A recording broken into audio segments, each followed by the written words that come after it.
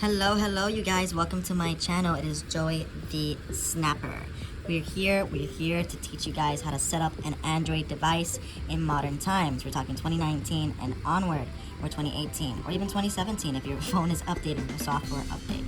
To start, we're gonna do a quick run through on how to set up a Samsung Android device running on the Samsung One UI. 90% of modern phones nowadays, are running on the new Samsung One UI. So let's start. So as you can see, we have a beautiful Galaxy A20, a mid-range device from Samsung that runs a similar software as the Galaxy S10, S9, S8, Note devices, Note 8 and up, J3 Prime, J3 Star, etc. And now we have the A10, A20, A50, etc. So here's the A20. So how do we do this? So let's go. You can select your language here. If you prefer Spanish, French, Italian, Portuguese, or any other language, you have the option to do that. So we're going to start with English. Insert SIM card. That just means you have to put a SIM card in the phone. Usually if you just purchased the device, the SIM card is in the box. You would put it up here on that SIM tray. Let's see where it's at. See where it's at? Right over here. You have that little dot right there. There you go. You insert a little pin in there, which is included in the box of your device usually, or get an earring, and the SIM card will pop up. But let's continue with the setup process. So we're going to click Let's Go. Here you have your terms and conditions. It's recommended that you read them, the privacy policy, the data diagnostic information. You must click that you have read them. If you have read them, of course, I do recommend you read them. Now, that's an optional one because you don't have to send your data diagnosis. So let's click Next. So now you have your opportunity to bring your old data back up for a quicker setup. It says bring your settings, contacts, apps, photos, music, and more from your previous device. You have the option to connect wirelessly or through a cable and USB connector on iPhone and Android, etc. So we're going to click wireless, see where that takes us.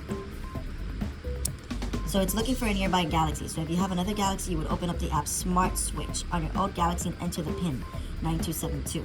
Of course, we don't have another Galaxy right now. This is going to be a boot up as a new Galaxy device, but that's how you would do it, folks. You download the Smart Switch app. The Smart Switch app, you open it, you enter that PIN, and it will take you to the ability to transfer your stuff. Awesome. Let's go back.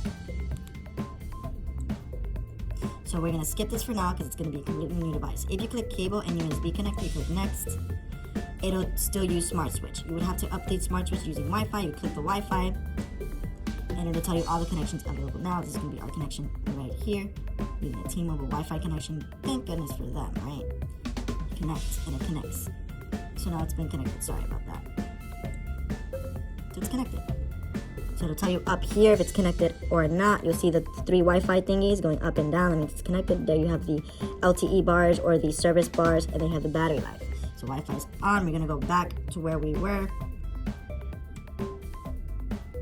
And it's downloading the update as it was checking for the update. So there you go. It's downloading it. So we wait for that to happen. So there you have it, folks. The update has happened, and now you have a tutorial on how to connect to Smart Switch with a cable. It'll tell you need that little adapter there to connect the cable to the old and the new. But let's do it later because again, this is going to be a new startup, but I just showed you guys how to do it. So then it goes straight to the Wi-Fi. We are already connected to Wi-Fi, so T-Mobile gets us connected. We click Next. Now it's checking for updates. If there's any software updates out to make the phone even better, faster, more bug-proof, and more, and maybe even add more features. So it's going to be looking for those updates, and then it'll start installing those updates to keep your phone up to date. It's very important that we update our device, folks. Why? Because as I mentioned, it'll keep it more secure, it'll make it more bug-free, it'll be a better experience for you overall. These are some very top-of-the-line Samsung engineers and Google engineers that are giving you the best of the best software that the phone is able to run on. It tells you even if it takes a little too long, it'll be like taking too long, ? Try going back and connecting to a different network. So yes, our Wi-Fi is not too fast, but it's almost done. Just a sec. There you go. It's gonna check all the info to make sure that it's going right. This is very typical. So there you have it. Now you have your Gmail sign-in. You would put in your Gmail if you have a Gmail account, a Google account, put it in, or if you don't, you create an account. Obviously, we don't have a Gmail account to put in right now, so we're going to skip that process. It'll tell you, though, without a Google account, you won't be able to download your apps, back up your apps, or back up your other things like Google services like Calendar and Contacts, or activate device protection features. So it's recommended, and it is required, in my opinion, to have a Gmail account for Android users. So we're going to skip that, and it's going to continue setting up. Then it has all these options for you guys that don't want to read it. Use location. It'll allow apps like the GPS app and other apps that you may download to use your location. This is very important if you like to travel. Allow scanning. Apps will scan for Wi-Fi when you're nearby Wi-Fi, even when Wi-Fi or Bluetooth is off. This will actually lower your battery a little bit. You could turn that off if you'd like, or you could keep it on. We're gonna keep it on for now. Device maintenance. This will send usage and diagnostic data. So basically, it'll tell you, like, if you're using a certain app too many times, it'll send the data to experts and it'll let them know, hey, so people tend to use on average this app this much. Maybe we can improve it. This is also going to be sending your private information. I don't know if you're interested in sending that stuff. You could send it. You don't have to send it. It's up to you. It's not going to send your passwords or anything like that, but it will send your usage rate and other things in your web activity to see averages. Install updates and apps. By continuing, you agree that this device may automatically download and install updates and apps from Google. Yes, so it'll automatically update when it needs it, all right? We're gonna turn this off though, because you don't necessarily need to have that on. So we're gonna click accept the terms and conditions, then the phone sets up. Then you have the option to set up your PIN, password, pattern, fingerprint, face recognition. Yes, some phones have face recognition, most entry phones have fingerprints. Up to you, or just a password, whatever you like. We'd say we're gonna pick the PIN. I'm gonna put 1, 2, 3, 4 for the PIN. Confirm PIN without tapping OK. So continue. Do it one more time. 1, 2, 3, 4. And then it will go through. So now the PIN is 1, 2, 3, 4. So that's how to set up a PIN. All these apps, you have the option to download them. You can actually remove them with the check mark if you don't want to download them, but we're going to download them anyway, and Google will download these apps automatically. Then name ID, this is all the carrier stuff. You could actually not have that in there if you don't want, but it's up to you.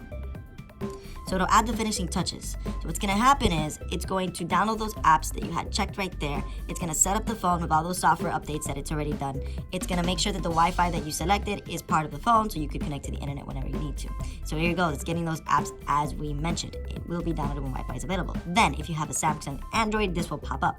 Sign in to your Samsung account. You can create an account. You can enter your email, phone number, password, depending if you have it or not. If you create an account, it'll take you through a step-by-step process on how to create the account. We're not going to do that because we're not doing that in this video. So we're going to skip.